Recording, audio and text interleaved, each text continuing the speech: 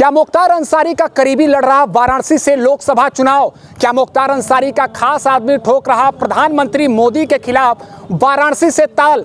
कुछ ऐसे ही विषयों को लेकर सियासत के किस्से में मैं निशांत चतुर्वेदी आप सभी के साथ जुड़ा हूं। पूर्वांचल और उत्तर प्रदेश की नज़र इस समय वाराणसी पर टिकी हुई है। वाराणसी का मुकाबला बेहद दिलचस्प नजर आ रहा है।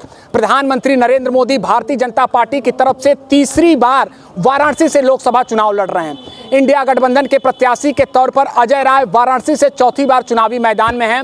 वहीं सबको हैरान करते हुए बहुजन समाज पार्टी ने वाराणसी के ही एक चर्चित मुस्लिम चेहरे को टिकट दिया है, जिनका नाम है अतहर जमाल लारी। इस सियासत के किस्से में मैं बात करने वाला हूं कि अतहर जमाल लारी एक समय मुख्तार अंसारी के बेहद करीबी माने जाते थे। वैसे उनके सियासी सफर की बात कर लें तो तकरीबन 4 दशक पुराना उनका सियासी सफर रहा है। अपना दल हो, इसके अलावा जनता दल हो, ये तमाम दलों की मदद से वह आगे अपना सियासी सफर बढ़ा रहे थे।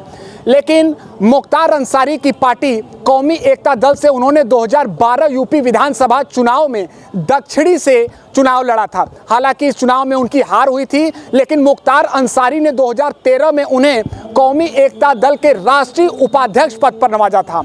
इसके बाद वह पार्टी के लिए लगातार काम कर रहे थे, बेहद सक्रिय भी थे। वैसे 2022 यूपी विधानसभा चुनाव में समाजवादी पार्टी का उन्होंने दामन थाम लिया था, लेकिन मुख्तार अंसारी का उन्होंने विरोध नहीं किया था।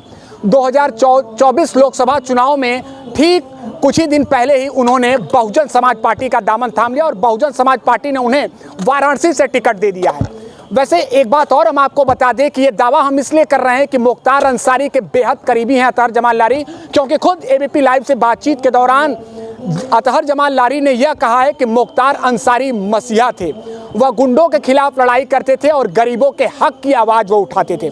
तो निश्चित तौर पर जो सियासी गलियारों में इस बात की चर्चा है कि मुख्तार अंसारी के ही करीबी इस बार वाराणसी से लोकसभा चुनाव लड़ रहे हैं। एक और किस्सा हम आपको याद दिला दें कि 2009 लोकसभा चुनाव में मुख्तार अंसारी ने वाराणसी से ही लोकसभा चुनाव लड़ा था और मुरली मनोहर जोशी को कड़ी टक्कर दी थी। हालांकि इस चुनाव में मुख्तार अंसारी की हार हुई थी और डॉक्टर मुरली मनोहर जोशी भारतीय जनता पार्टी के दिग्गज नेता चुनाव जीत गए थे।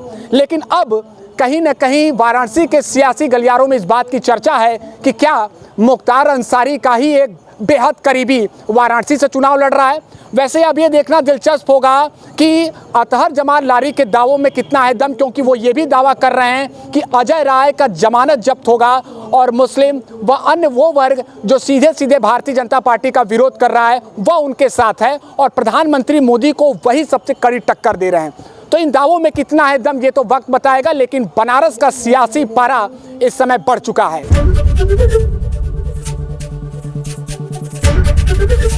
एबीपी गंगा, खबर आपकी, जुबान आपकी।